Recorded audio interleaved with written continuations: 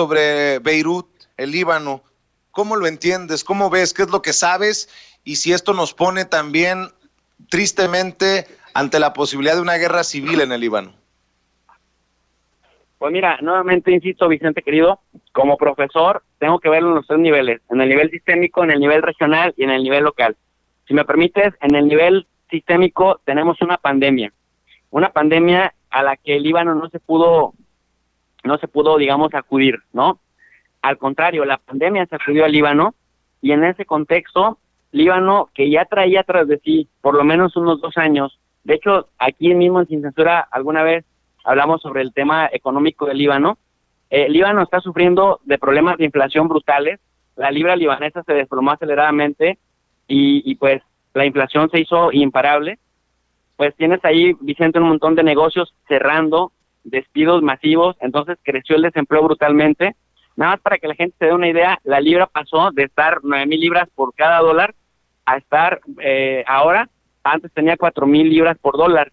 Pero fíjate, si lo viéramos hoy atrás, pasó a estar del 2019 a agosto del 2019, se depreció en 83%, lo que implica que la poca gente que quedó con empleo tiene una moneda que no tiene poder adquisitivo. Y esta crisis económica, pues ha sido catalizadora de 3 cosas. Primero, del aumento de la pobreza con el desempleo en el Líbano, que había sido uno de los países como más estables a nivel regional. 2, también el tema de movilizaciones masivas en las calles, pidiendo la renuncia de toda la clase política a la que acusaban de corrupta, que lograron el acometido en octubre con la renuncia del primer ministro Saad Hariri y de todo su gabinete. Y 3, pues el tema siempre, Vicente, de los brotes de violencia que puede haber, no solamente al interior del Líbano, sino también pues en contra de Israel, ¿no? Que es el enemigo con el que constantemente mantienen tensiones. Entonces, en el plan regional, en el plan sistémico, ya vimos, no fue, digamos, también lo sacudió la pandemia brutalmente, pero sobre todo agudizó lo que ya venía pasando. En el nivel regional, el Líbano se le conoce como una arena de disputa de agendas externas, de agendas internacionales. Ahí tiene sus tentáculos Israel, ahí tiene sus tentáculos Irán, ahora es Siria, pero anteriormente o históricamente había sido Líbano el terreno de disputa indirecta entre Irán e Israel, en donde Hezbollah como actor importante, Hezbollah, esta organización chiita, que ha sido un grupo paramilitar, pero que también es partido político, a la cual pues la Unión Europea, el mismo Israel, Estados Unidos, reconocen como una organización terrorista, pero que ellos a sí mismos se identifican como una organización política de tinte social, y por eso ha sido muy exitosa en el capital político. Particularmente estos, han sido, digamos, el coco de Israel, son los que de alguna manera han impedido que Israel también vaya a ocupar el Líbano como ocupa los territorios palestinos, pero también con la ayuda de Bashar al-Assad y con ayuda de Irán, es decir, del triángulo chiita que se da ahí en esta región. Entonces, ¿qué pasa? Hay varias hipótesis, Vicente, ya en el plano interno. Cuando uno se pregunta qué pasa y quiere uno entender qué pasó, no se puede asegurar nada porque ni siquiera las mismas autoridades del Líbano lo han sabido qué pasó. Pero hay varias hipótesis. La primera tiene que ver con que sea un simple accidente y que estos materiales que estallaron pues no hayan sido cuidados con el protocolo debido.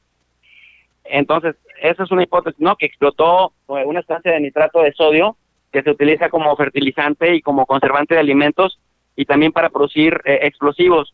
Entonces, tal vez en esta primera hipótesis de un accidente a simple vista, de que no hubo el protocolo necesario para cuidar material explosivo que estaba ya acumulado desde hace como 6 años, desde el año 2014, es una hipótesis.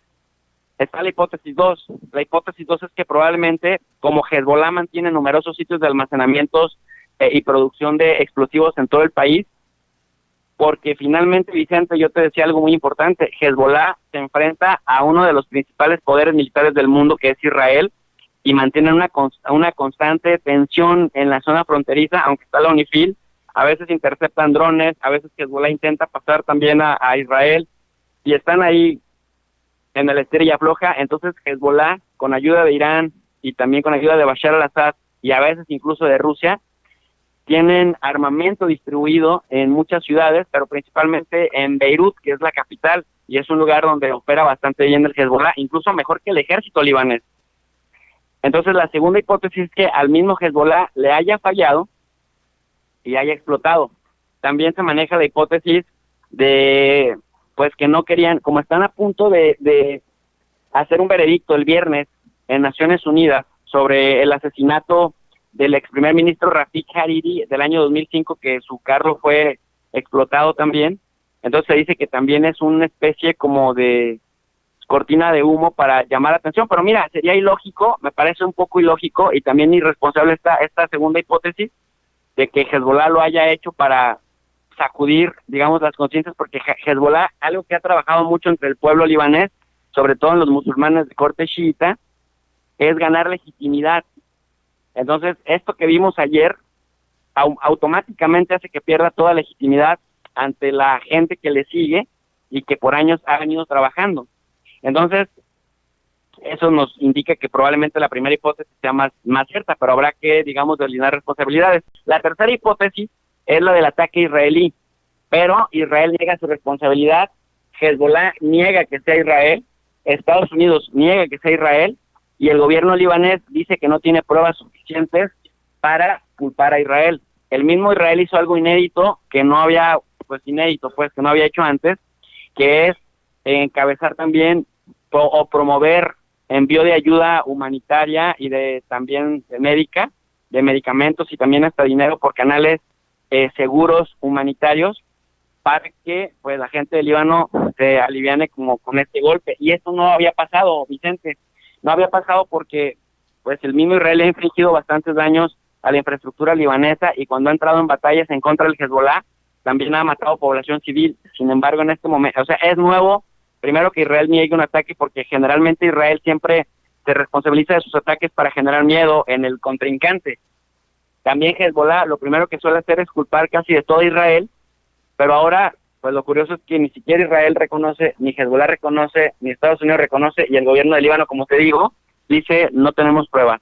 En conclusión, entonces, estos más de 100 muertos y los que se van a seguir encontrando a lo largo de las horas y de la semana, y estos más de 4,000 heridos, todavía no tienen un responsable, pero hasta este momento todo va apuntando a falta de cuidado y de un protocolo en el cuidado de la concentración de explosivos en lugares que no están preparados para ello, Vicente. Pues qué interesante esto, y estamos al pendiente de la magnitud de la tragedia, porque hay miles de heridos, hay decenas de muertos, y obviamente esto podemos pensar que no se va a quedar así, que tendrá repercusiones en esa región por lo menos. Y pues, profe, ¿por qué no te despides invitando a la gente para que siga la cobertura que estás haciendo en tu canal de YouTube? Muchas gracias, Vicente. Nada más, un último comentario, decirle a la gente que aunque parece que el Líbano está muy lejos, así como dijimos de Colombia, que aunque parece que está muy lejos, tenemos una interacción tremenda con Colombia. Bueno, en el caso del Líbano, decirle a la gente que la comunidad migrante en México más grande es la libanesa. Entonces, pues también estamos muy vinculados y muy conectados con el Líbano, y por eso también es muy importante observar qué es lo que pasa en el mundo. De ahí la importancia, Vicente, de las relaciones internacionales para entender la concatenación del mundo. Y concatenación me refiero a que nadie está aislado, a que todos estamos vinculados. Pues gracias, Vicente. Invito a toda la gente a que se sume a las clases de relaciones internacionales en el canal de Tu Profe de RI, que todas las noches llevamos a cabo para desmenuzar con calma y de manera muy amplia los temas vinculados a las relaciones internacionales de trascendencia diaria, Vicente. Tu Profe de RI es el canal. Profe, te agradezco mucho, te mando un abrazo, estamos al pendiente de lo que sigues subiendo a tu canal. Al contrario, querido Vicente, muchas gracias, abrazo fuerte. Gracias. Bueno.